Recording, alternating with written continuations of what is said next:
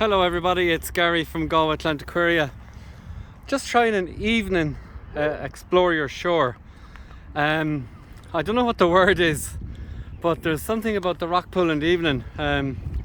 Especially at this time, it seems so calm. There's not much of a breeze, so it's actually going to be really nice. So let's just start to explore, and of course just going to select a rock here just to turn over. So hopefully we'll see if we have any animals underneath it. So like always, here we go. Just gently going to turn the rock over, just very carefully. No light. Okay. So as I say to the kids when we do the rock pools, that you have to turn over 100 rocks. So here we go. Rock here. So what we're looking for is, here we go. There's a little common blenny. That's cool. That was great. Nice little turn. So the blenny Connemara clownfish. And that's a nice little find. There we go. Some more rock. There we go. Little rockling. So, good to see. Let's move some of the seaweed out of the way. Oh, there he is. Just there in the middle of the rock. Just there. There he goes.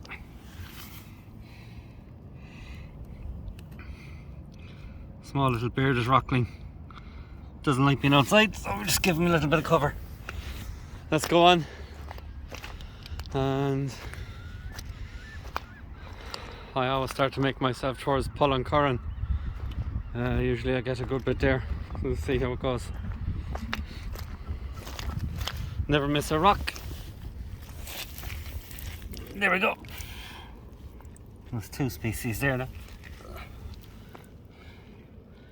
There's something else there. So that's 2 or 3 rocklings and 1 common blenny. So of course you get all your limpets and your acorn barnacles. Oh, let's just wait a few seconds just to see is there anything under. Nope. The rock goes back down. So lots of crows. Obviously trying to look for some food amongst the rock pool. And here we go.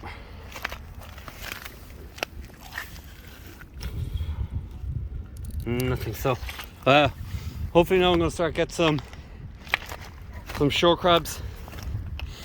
Oh, it's quite popular. No anemone yet. Oh yeah. So sometimes if you lift up the rack and seaweed, you just might be lucky enough to find something as well. Not this time. No hermit crabs yet. We shall see. Let's look at these. So sometimes picking your rocks is so random, but anywhere with water and seaweed is usually quite good. Yeah, small little anemone. Small little anemone there. Let's see.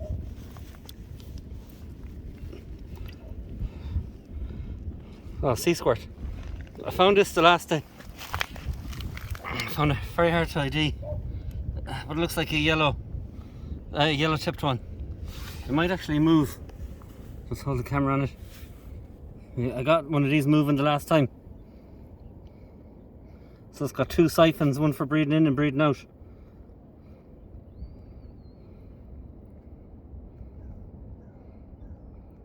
So you kind of moved there a little bit. There you go. So you imagine where this sea squirt is, like there's the shore there and there's the sea squirt there. Beautiful find. It's not moving. So I'll just roll this gently back down. That was a nice turn actually, because Finding something like that is quite cool. Let's see. So once you start the rock pooling, it can get quite addictive. I define now like a night like this where you'll be sitting at home and it's a nice Sunday, but you're just thinking, you know, I'd love to go for a walk and just explore the shore. So it's really good just for getting out for a while, and you just start to explore and start to find some really cool stuff. This is probably it's an amazing beach, as you know. We're on it so much, we always find something really cool. And there's another one of those rocklings. Is in there? He's not moving.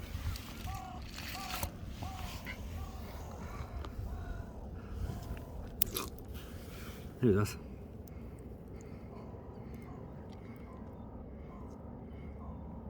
So they are adapted to survive at the low tide. Just find a little bit of cover.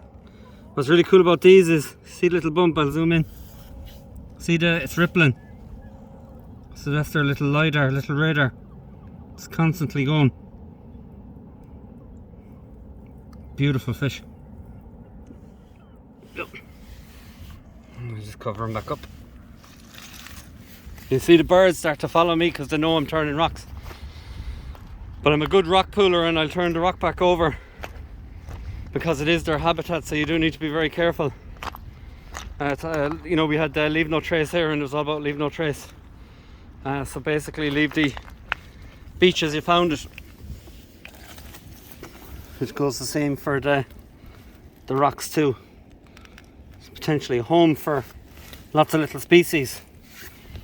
So here we go. Ta-da.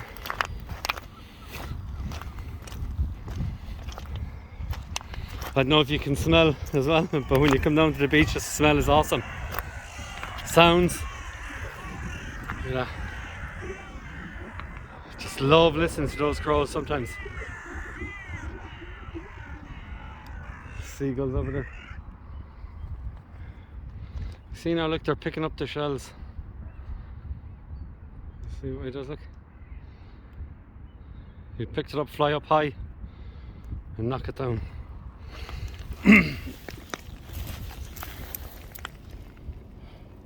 One of these days when I turn the rock, I'm always like hoping that I'll find something really rare. Currently we're up to about 80 species discovered, so and we haven't even tried to count the seaweeds. I'll try this rock here. This looks like a really good one. Start it. Nope. False alarm. Thought that looked good. So here we go. I'm going to follow these crows because I tell you they're up to something. So the Explore Your Shore for summer has ended, but we're hopefully going to do one at the end of this month. Just we have a very busy month, so we don't have much kind of spare time. But we have arranged one at the last day of September on the 30th, I think. And that'll be a free event. And the information will be up on our website. So definitely come along if you want to learn. I'd love to do an evening one. I'm always doing a morning one. I just think the rock pool is a different place at this time of night. Sorry for sniffling. It's a little bit cold.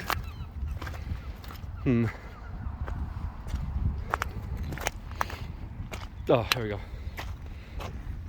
So you can see there's no skill to what I'm doing really. I'm just selecting rocks at random and just turning them over very gently just to see. There we go. It's a rock gunnel. The lads go crass when I call them gunnels. I used to call them butterfish the whole time. Butterfish is covered in slime, so that helps it survive. Outside now, something else jumped there as well. See that? So you'd have a. Let's see now. There's something moving there.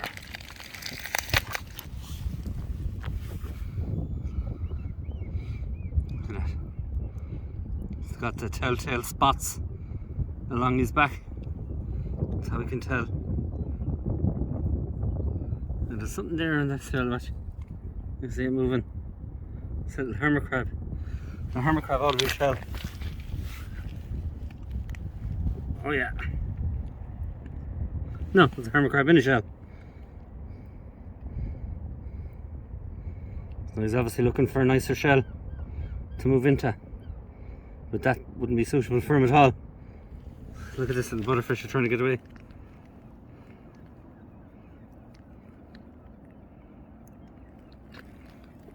I must say the colours as well. The colours are much more vibrant. See, during the day when the sun is on, like sometimes the sun is just so hard to get the camera right. And there's a little. And there's something under here now. I think it's a little goby. Sure what that is. See? I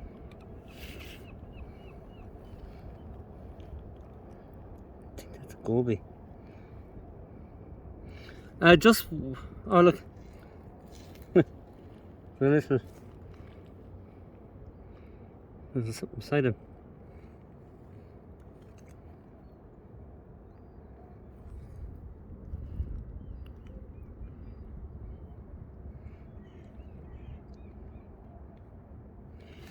Beautiful. So that's about 6 species. 6 species so far. It's just beautiful out here. Look at her. I could spend hours out here. I've thousands of rocks to turn over there. Love going into that area there. That's where you get all your sponges and all your mad crabs. And then you get all your flatfish out there beside the aquarium. Let me see now. Usually this is what's really funny, you know, I've been here so much. This area seems to be the sand masons. Look at this beautiful, look. That's some kelp, look at that. Size of it. Oh, I was finding something here, look, there's some sugar kelp beside it.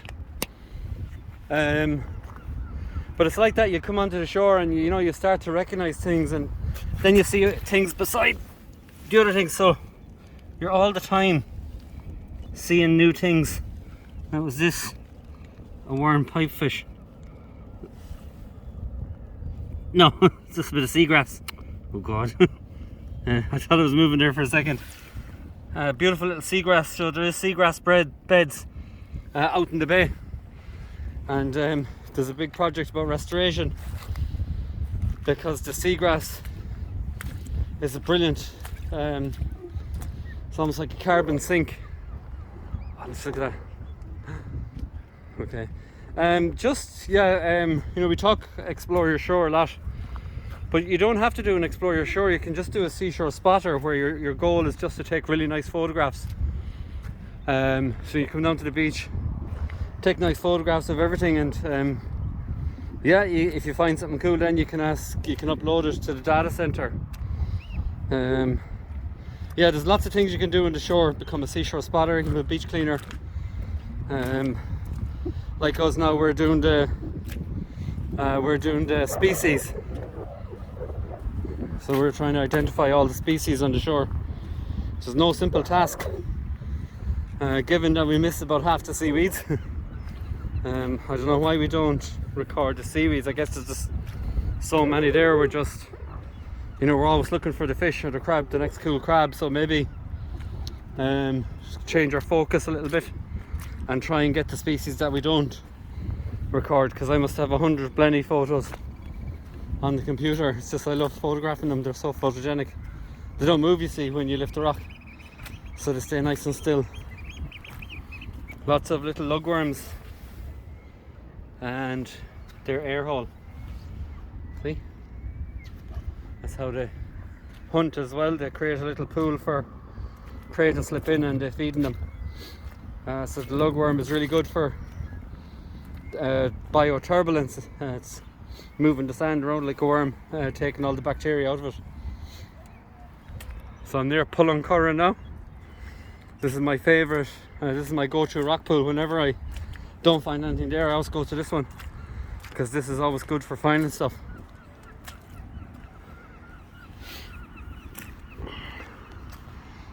So here we go. So guys, I actually have to end the broadcast now. It's just I want to do some species ID here, but thanks for joining me for the last 15 minutes, and have a great week, and hopefully we see you on the shore.